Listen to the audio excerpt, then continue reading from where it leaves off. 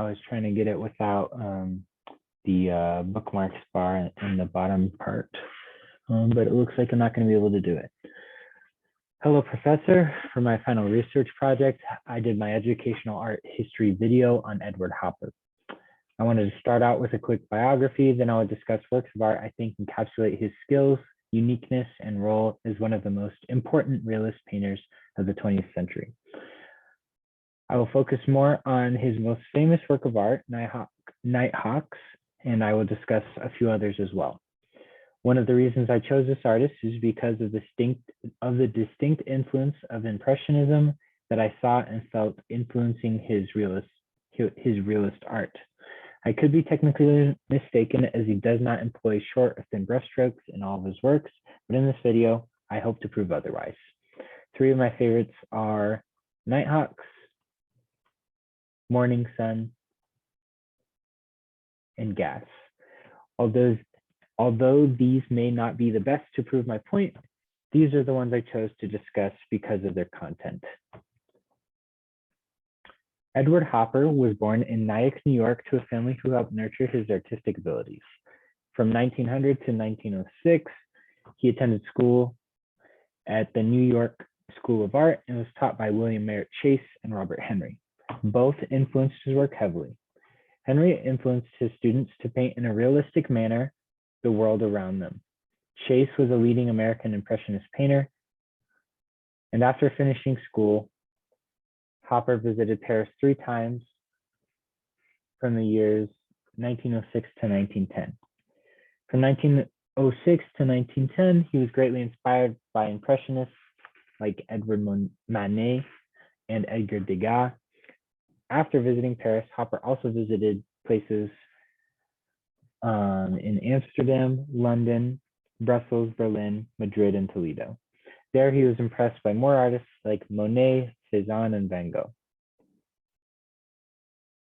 It became clear that Hopper was far more interested in realism and Impressionism rather than in contemporaneous movements at the time like Cubism or Fauvism. Hopper's success was not constant or continual, especially at the beginning. He struggled many times to stay afloat as an artist. To support himself, he returned to being a freelance illustrator. He considered every painting thoroughly before he started, leading him to paint more like a realist. He even admitted to his friends it took him years to consider painting a cloud. He himself once said, "It is hard for me to decide what I want to paint. I go for months without deciding." Oh, shoot, I'm gonna have to redo this. It's hard for me to decide what I want to paint. I go for months without finding it. Sometimes it comes slowly. Throughout his career, Edward Hopper produced works in various mediums, namely watercolor, oil, and in his early career, etchings, though he was best known for his oil paintings. Hopper was indomitable in social situations, but showed what he felt through his art. He captured things not only realistically, but with emotion. One important genre that his work contributed to was social realism. I wish to speak about the impressionistic influence on his realistic art. First, and most importantly, let's start and study Nighthawks. He was only slightly, I'm gonna have to redo this. I'm gonna have to continue though, just to make sure that I get done on time. First and most importantly, let's study Nighthawks. He only slightly distorted color here to convey feelings and was able to realistically illustrate this lonely scene.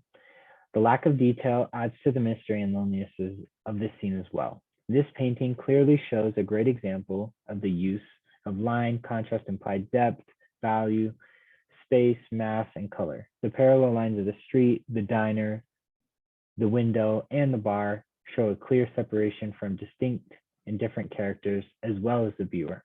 Now here comes an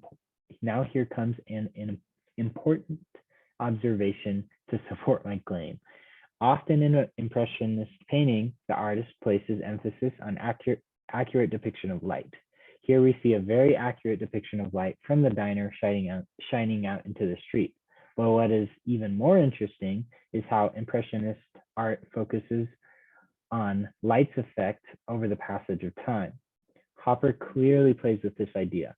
The street and the surrounding shops are bare, but inside the diner, we see a different light and a different life.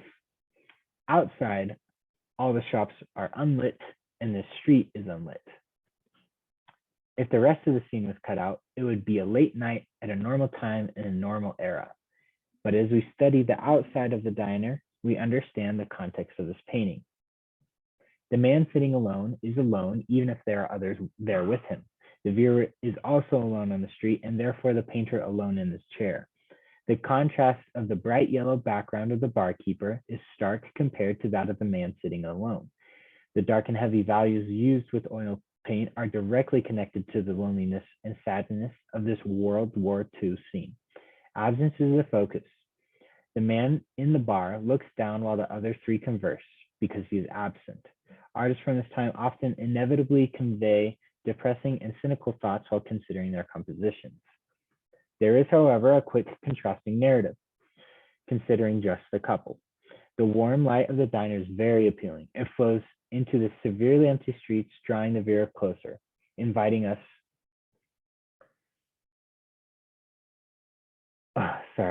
Inviting us. No one knew who was going to win the war. Many people were dead and more people would still die. People knew this and they longed for a simpler time that had passed, a time we can see in the diner, not on the street. The narrative, however, is quickly forgotten after we can see that there's no door to join in the conversation. Next, I wanted to look at Morning Sun, again, a seemingly lonely painting. As discussed before, Hopper often used his wife Josephine as a model in many of his paintings. Here we see Josephine on the bed looking out the window. Her legs and arms are bare as she greets the morning sun. The lonely, lifeless, and basic colors used in this room don't support my claim of impressionistic influence, as impressionists usually use contrasting and complementary colors. This painting's purpose resides with many other paintings of Hopper's, the focus being social isolation. The lack of detail in this painting shows that the viewer and the woman in the painting are not considering what is around them, but considering themselves. The sunlight on the women, to me, proves this because of how much I enjoy sitting in the sun while thinking. Lastly, with gas, the previous point about contrasting colors and brushstrokes is now in my favor. Just as he was taught by Henry, Hopper took an ordinary scene and made it beautiful. The dark green of the textured trees contrasts with the bright red of the solid tanks and the roof. The wavy orange grass contrasts with the blue sky, and the dark and fading road contrasts with the brightly lit building. If we divide the painting diagonally from the top right to the bottom left, we can see almost all man-made things on one side and nature on the other. We can also see day on one side and night on the other. It's about to get dark. The attendant is closing down. But conflicting with this dividing narrative, we see a universal space that everyone frequents. In conclusion, it is clear that Edward Hopper was influenced by many great realists and impressionists. He had a total of 800 works. Wow. He had a total of over 800 works of art made in his lifetime and owes much of his success to his organized supporter and trustee, his wife.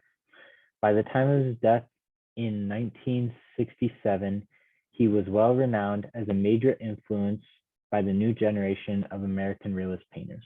After Hopper's death, his wife donated their collection of almost 3,000 works to the Whitney Museum of American Art. She died less than a year after her husband. And here are my sources. I'm going to try to do this one more time more efficiently, but I want to make sure that I get it in there.